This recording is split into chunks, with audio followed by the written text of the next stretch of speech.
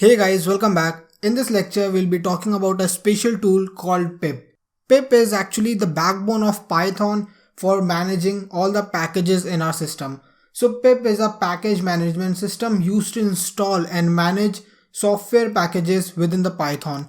So there are different packages, libraries, modules that are available online. With the help of pip, that is this package manager, we can download these tons of tons of packages available online in just a single line of command. So it's a special command line tool for installing and managing Python packages which are generally found on the special index which we call as Python package index. So if you want to search about any package, if you want to check any package, we have a Python package index. That is, it contains all the commands, all the details of each and every package. So here if you want to check, you can visit pypi.org and here you can see at currently we have over 160,000 packages and there are tons of packages that are releasing every day.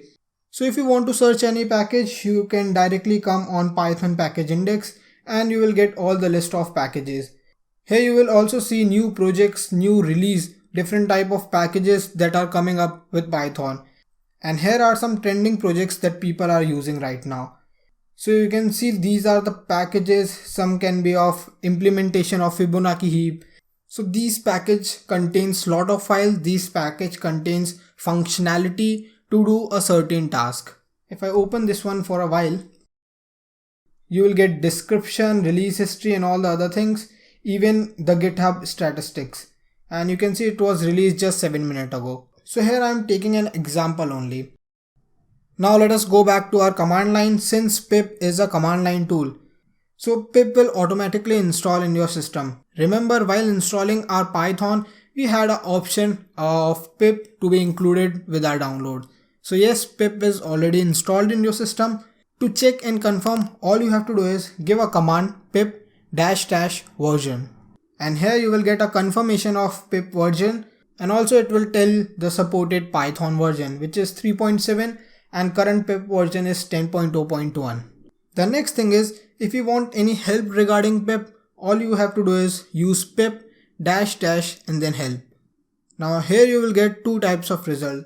The first one will be commands and the second one will be general options.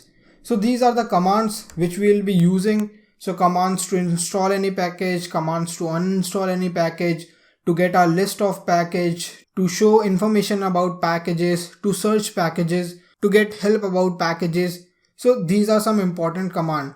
And if you scroll down, you will get some general options which you can use with pip. I hope this sounds interesting because now we are playing with third-party packages. That is, now we are going to use codes of different persons that they have put online and we are going to use their features to run our command. By now we know that there is something like packages that are available online. We know that there is something command line tool which we call as pip, but how to install our package? Before that, I just want to show you a simple example with my program. So here is a basic program in which I am trying to import CV2. Don't look at the code right now, just focus on import CV2. So I am trying to import a module which belongs to a certain package. I haven't installed that package currently, but what will happen if I try to run this program? You see, I got an error that there is no module named CV2. That means currently I don't have any package or module related to CV2. So that's where we need to install a third-party package. So for the example, I will be installing OpenCV Python. We will be talking about OpenCV in the next lecture. So OpenCV is basically a library used for image processing and all the work that we do with image. We will be talking about that in next lecture. Here just focus on that there is a module called CV2 which currently is not present in my system. So how I am going to install that? And also you can try to import things in your Python command line. Just go into your Python shell and let me import my CV2 inside my Python shell. I still got the same error. Let me exit this one and clear out my command line. Now to install any package, all we have to do is use pip, then install and then give the package name. So you should know the package name which you are installing. Once that is done, it will download all the files, it will download all the media material or everything that is related to that particular package. And if you don't know anything about the package, you can use pip search and then search about that package. Here let me search about OpenCV, and here you will get tons of result related to OpenCV. So you have to search about package that is related to you and you want to install.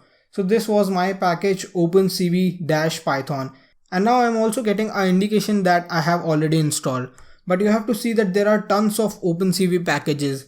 So you have to search about whatever the task you require with that package. One other thing is you can also search about packages in your Python package index. That would be much easier for you with the help of browser. Now we have installed our package, we have also searched about our package. The next thing is how to verify that we have installed this package. So for that, all you have to do is use pip show and then the package name to get the confirmation that you have installed this particular package. And here you can see I got all the information regarding this package, its version, its summary, and also the GitHub profile. You will also get information about its license and other package that it requires. So it currently requires NumPy that I have already installed. And how to get a second confirmation about my OpenCV? I can try to run my command now. The second thing I can do is I can just go into my Python shell and try to import my CV2. Now you can see I haven't got any error, and you can see I got my interpreter sign. That means everything is working fine. And also let me try to run my example file. That is my some face recognition example file. Let me run this one also. You can see I got my basic result regarding face recognition. And that's how we work with pip and also my different modules and packages. So the basic thing that you should do is you can also check what are the different type of packages that you have already installed. For that, all you have to use is pip and then list. Here you will get all the basic information regarding what type of packages that you have already installed. And you can see I have OpenCV in my list and also the NumPy. What if I need to uninstall any package? Yeah, we can do that. All you have to use is pip uninstall and then the package name.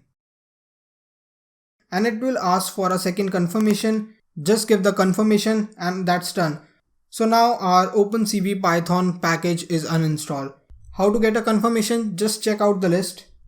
Here you can see now our OpenCV package is missing. The second thing you can do is you can also try to import that in your Python shell or try to run the basic command.